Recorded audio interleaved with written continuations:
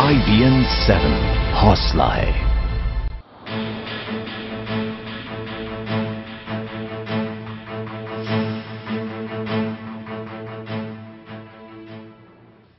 और IBN 7 पर अब आप देख रहे हैं हमारी खास पेशकश रणनीति के शाह। कड़ाके की ठंड के बावजूद देश की राजधानी दिल्ली का सियासी पारा चढ़ता जा रहा है। उठापटक का दौर जारी है। कई जगह से बगावती सुर भी निकल रहे हैं। इन सब के बीच बीजेपी अध्यक्ष अमित शाह ने कल ही ऐलान कर दिया था कि वो और खलबली चाहते हैं। दिल्ली विधानसभा चुनाव उनके लिए भी प्रतिष्ठा का सवाल है और इस प्रश्न का भी वो अपनी रणनीति से हल खोजने में जुटे हुए हैं। देखिए हमारी खास रिपोर्ट। लक्षावधि कार्यकर्ताओं ने ये विजयश्री को प्राप्त किया है और इसके man of the match Shri Amit भाई शाह थे। जिस दिन अमित शाह बीजेपी के अध्यक्ष बने, प्रधानमंत्री नरेंद्र मोदी ने उन्हें मैन ऑफ द मैच घोषित कर दिया था। आखिर क्या खास है अमित शाह में?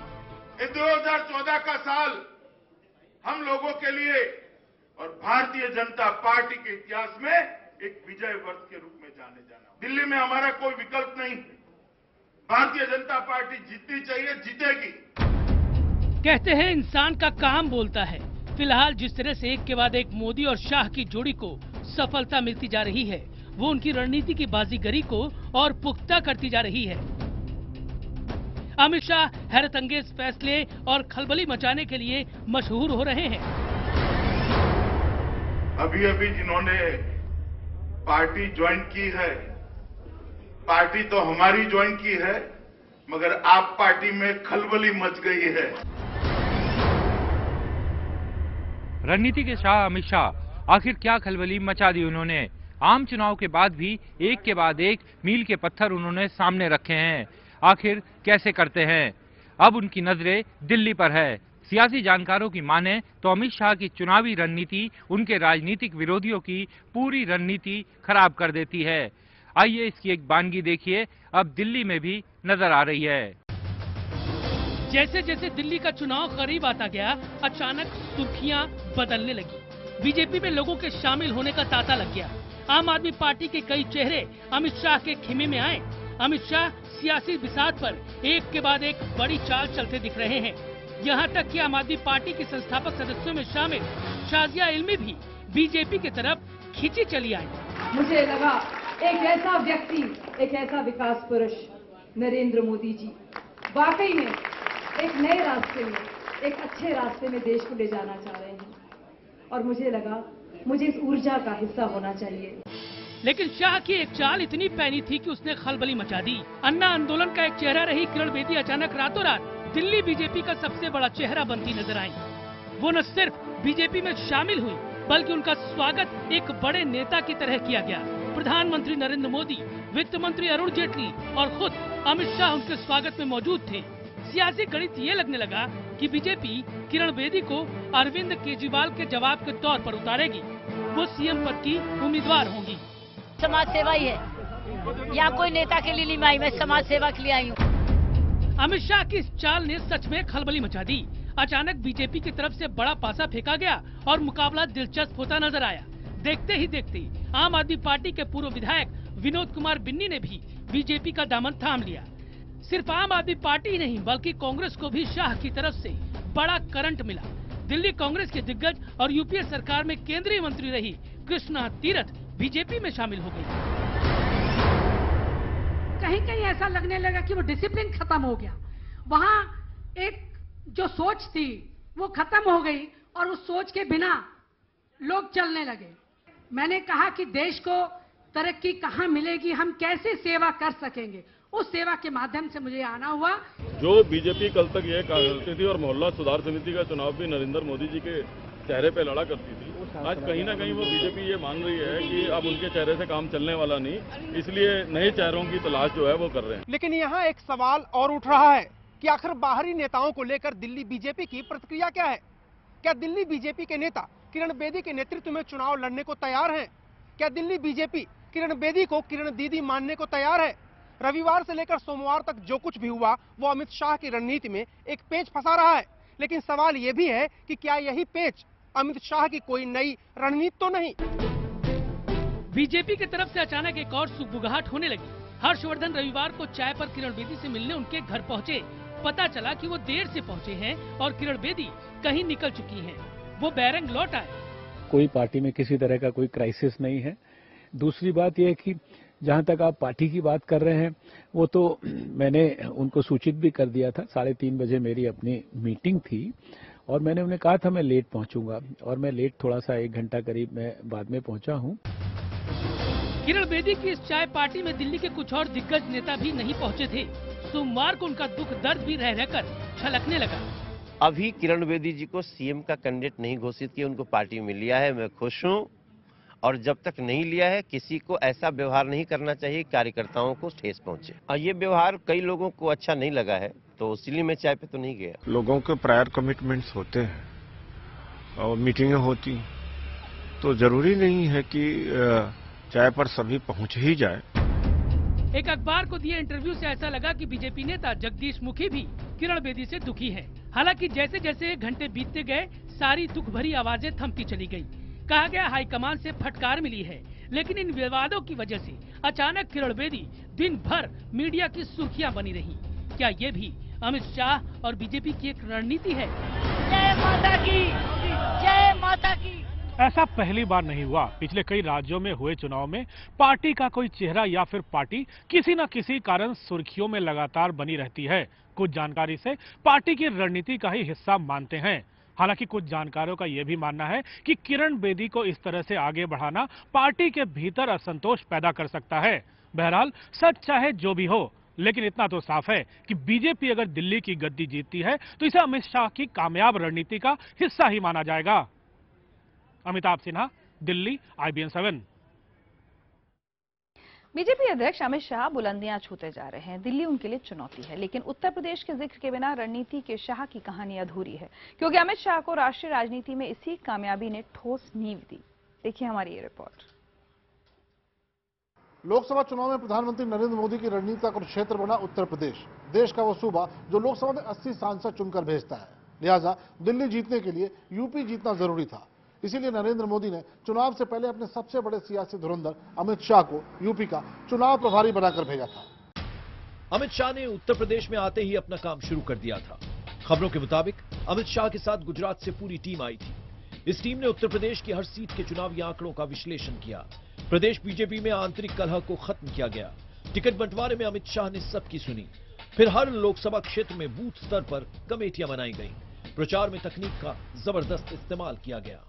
कुल मिलाकर उत्तर प्रदेश में मतदाता ने पहली बार ऐसा चुनाव मैनेजमेंट देखा जैसा कि पहले कभी नहीं देखा गया था। प्रधानमंत्री मोदी को वाराणसी से चुनाव लड़ाने का फैसला भी अमित शाह और उनकी टीम से मिले फीडबैक पर आधारित था। यही नहीं, प्रचार के दौरान रणनीतिक बयानों के जरिए मोदी के पक्ष में चल रही हवा को बीजेपी प्रत्याशियों के पक्ष में भी मोड़ा गया।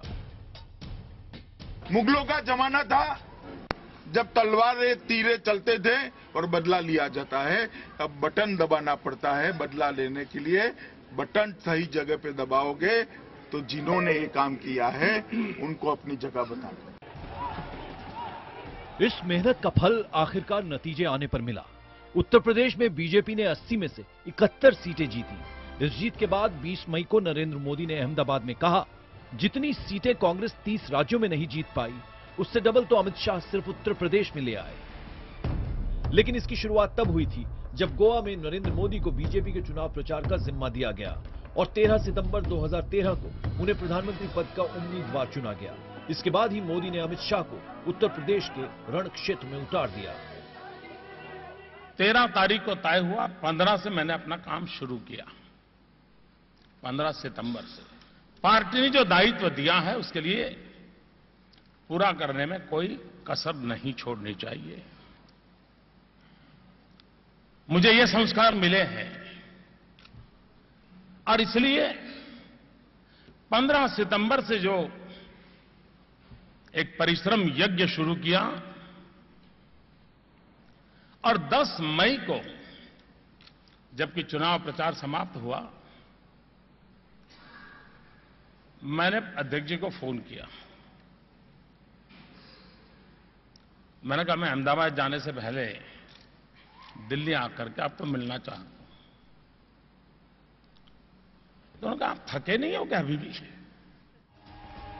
मई में लोकसभा के नतीजे आने के बाद 1 साल से भी लंबे वक्त से जारी नरेंद्र मोदी और अमित शाह का मिशन पूरा हो गया, लेकिन इसके साथ ही दोनों की जोड़ी ने सफलता की नई कहानी लिखने के लिए भी कमर कस ली है।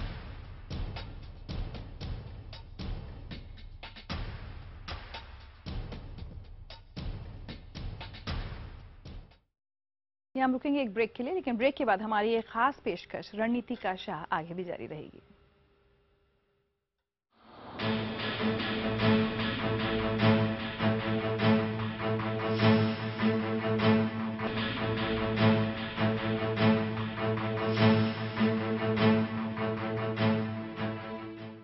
आप देख रहे हैं हमारी खास पेशकश रणनीति का शाह।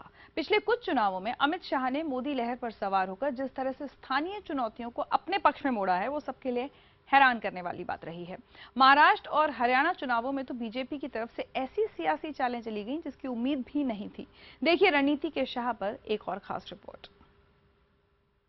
यहाँ के किसान अगर पानी मांगे तो एनसीपी के एक नेता महाराष्ट्र सरकार के मंत्री शरद पवार के सिपा सालोदार कैसी भाषा बोलते नेताओं के अहंकार ने आपके लिए कैसी भाषा बोली थी, और फिर आपकी आत्मा कहे वहां वोट दे देना है। नरेंद्र मोदी की लहर कायम थी, लेकिन महाराष्ट्र भी कोई छोटा राज्य नहीं था और राज्यों के मुद्दे भी अलग होते हैं।